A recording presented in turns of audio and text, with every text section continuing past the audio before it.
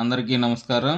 మనం ఈరోజు ఈ వీడియోలో స్వర్ణాంధ్ర విజన్ 2047లో భాగంగా ఆంధ్రప్రదేశ్ ప్రభుత్వం రాష్ట్ర వ్యాప్తంగా పేదరికంలో దిగువన ఉన్నటువంటి 20% పేద కుటుంబాలను గుర్తించి వారి యొక్క స్థితిగతులు మరియు వారి యొక్క ఆర్థిక ప్రమాణాలు పెంచుకునేందుకు ప్రభుత్వం నుండి సహాయ సహకారాలు అందించేందుకు ప్రారంభించిన ఏపీ P4 సర్వే గురించి ఈ వీడియోలో చూద్దాం. ముందుగా మా ఛానల్ను ఇంకా సబ్స్క్రైబ్ చేయని వారు ఈ వీడియో క్రింద ఉన్న సబ్స్క్రైబ్ బటన్ క్లిక్ చేసి సబ్స్క్రైబ్ చేయగలరు మరియు ఈ వీడియోను లైక్ మరియు షేర్ చేయగలరు. ఇక ఈరోజు ఈ వీడియోలోకి వెళితే గ్రామ వార్డు సచివాలయాల పరిధిలో ఉన్నటువంటి ప్రజల్లో పేదరికంలో దిగువన ఉన్నటువంటి 20% పేద కుటుంబాలను గుర్తించేందుకు ఈ P4 సర్వేను మొదటి విడతలో అనంతపురం, అన్నమయ్య, చిత్తూరు, కర్నూలు, నంద్యాల, ప్రకాశం, నెల్లూరు, సత్యసాయి, తిరుపతి, కడప జిల్లాలు మొత్తం ఈ 10 జిల్లాల పరిధిలో ఈ P4 సర్వే చేయుటకు ప్రారంభించారు. అయితే ఈ సర్వే చేయ విధానం మరియు సర్వేలో అడిగే ప్రశ్నలను ఇప్పుడు చూద్దాం.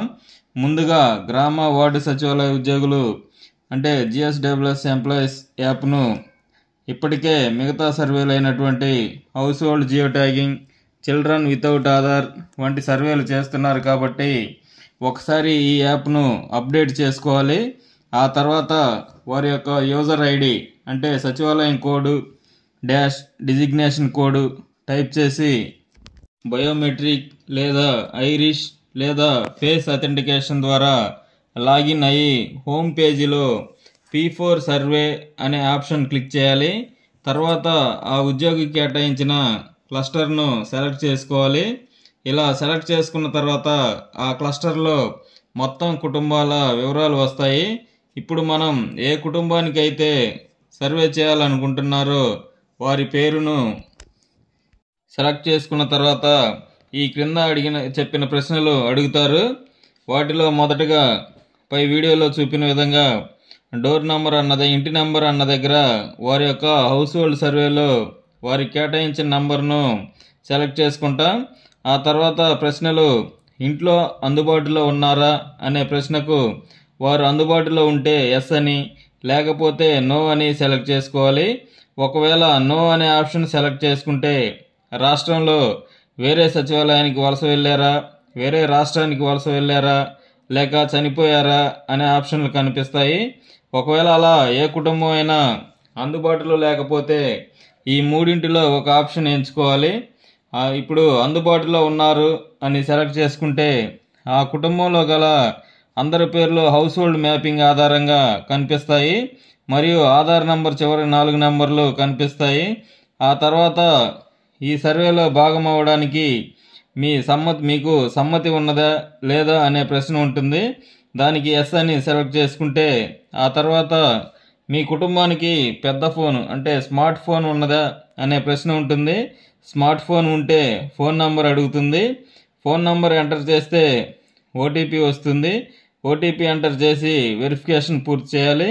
ఆ తర్వాత కుటుంబంలో ఎంతమంది ఉన్నారు అంటే చిన్నపిల్లలు మరియు ఆ కుటుంబంపై ఆధారపడిన వారు అంటే పెద్దవారైన తల్లిదండ్రులు అలాంటి వారు కలిపి ఎంతమంది ఉన్నారు అని అడుగుతుంది. వారి కుటుంబ సభ్యులను నమోదు చేయాలి. 2 ఉంటే 2, 3 అయితే 3, 4 మెంబర్స్ అయితే 4 మెంబర్స్ అలా సెలెక్ట్ చేసుకోవాలి. ఆ తర్వాత ఆ కుటుంబంలో ఎంతమంది సంపాదిస్తున్న వారు ఉన్నారు అనేది ఎంటర్ చేయాలి. ఆ తర్వాత ఇంట్లో ఎవరైనా ప్రభుత్వ ఉద్యోగం కలిగి ఉన్నారా అనే ప్రశ్న ఉంటుంది. ఎవరైనా ఉంటే ఎస్ అని సెలెక్ట్ చేయాలి. తర్వాత ఆ కుటుంబంలోని కుటుంబ సభ్యులు ఎవరైనా గడిచిన 2 సంవత్సరాల్లో ఆదాయ పన్ను అంటే ఇన్కమ్ ట్యాక్స్ చెల్లించారా అనే ప్రశ్న ఉంటుంది. ఎవరైనా చెల్లించినట్లయితే ఎస్ అని సెలెక్ట్ చేసుకోవాలి. ప్రస్తుతం ఉన్న ఇల్లు ఎటువంటి రకము అనే ప్రశ్న ఉంటుంది. కచ్చా ఇల్లు అయితే కచ్చా అని, పక్కా ఇల్లు అయితే పక్కా అని సెలెక్ట్ చేసుకోవాలి. ఆ తర్వాత ఇంట్లో ఎవరికైనా బ్యాంకు ఖాతా ఉన్నదా అనే ప్రశ్న ఉంటుంది. ఉంటే ఎస్ అని, లేకపోతే నో అని సెలెక్ట్ చేసుకోవాలి. ఆ తర్వాత ఆ కుటుంబానికి పట్టణం లేదా మున్సిపాలిటీ పరిధిలో ఆస్తులు ఏమైనా ఉన్నాయా అనే ప్రశ్న ఉంటుంది. ఉంటే ఎస్ అని, లేకపోతే నో అని సెలెక్ట్ చేసుకోవాలి. తర్వాత ఆ కుటుంబంలో ఎవరి పేరు మీదైనా 4-వీలర్ అంటే కార్, లారీ, బస్ లాంటివి ఉంటే ఎస్ అని సెలెక్ట్ చేసుకోవాలి, లేకపోతే నో అని సెలెక్ట్ చేసుకోవాలి. ఆ తర్వాత 2-వీలర్ అంటే స్కూటీ లేదా బైక్ ఉందా అనే ప్రశ్న ఉంటుంది. ఉంటే ఎస్ అని, లేకపోతే నో అని సెలెక్ట్ చేసుకోవాలి. ఆ తర్వాత విద్యుత్ కనెక్షన్ ఉందా అని అడుగుతుంది. ఉంటే ఎస్ అని నమోదు చేయాలి. ఎస్ సెలెక్ట్ చేస్తే నెల నెల సరాసరి బిల్లు ఎంత వస్తుంది అని అడుగుతుంది. అది నమోదు చేయాలి. అదేవిధంగా మీకు త్రాగునీరు ఎలా అందుతుంది అంటే ఇంటి వద్ద కుళాయి, ప్రజా కుళాయి, వట్టపు బావులు, బోరు బావులు, తవ్విన బావులు మరియు నీటి గుంటలు లేదా బాటిల్ వాటర్ అయితే ఏదైతే ఆప్షన్ను సెలెక్ట్ చేసుకోవాలి. ఆ తర్వాత కుటుంబానికి laptop, computer, TV, fridge, washing machine, AC వంటివి ఉంటే ఏమేమి ఉన్నాయో సెలెక్ట్ చేసుకోవాలి, లేకపోతే ఏమీ లేవు అనే ఆప్షన్ సెలెక్ట్ చేసుకోవాలి. ఆ తర్వాత మీరు ఎలాంటి వంట ఇంధనం అంటే ఎల్పిజి గ్యాస్, గోబర్ గ్యాస్ లేదా కట్టెల పొయ్యి వంటి వాటిలో ఏదైతే వాడుతున్నారో ఆ ఆప్షన్ను సెలెక్ట్ చేసుకోవాలి. ఆ తర్వాత ఆ కుటుంబంలో ఎవరైతే అందుబాటులో ఉన్నారో వారి యొక్క ధృవీకరణ బయోమెట్రిక్ లేదా ఫేస్ లేదా ఐరిష్ ద్వారా పూర్తి చేస్తే ఒక కుటుంబం యొక్క సర్వే పూర్తి అవుతుంది. ఇలా క్లస్టర్లోని అన్ని కుటుంబాలకు ఈ సర్వే పూర్తి చేయాలి.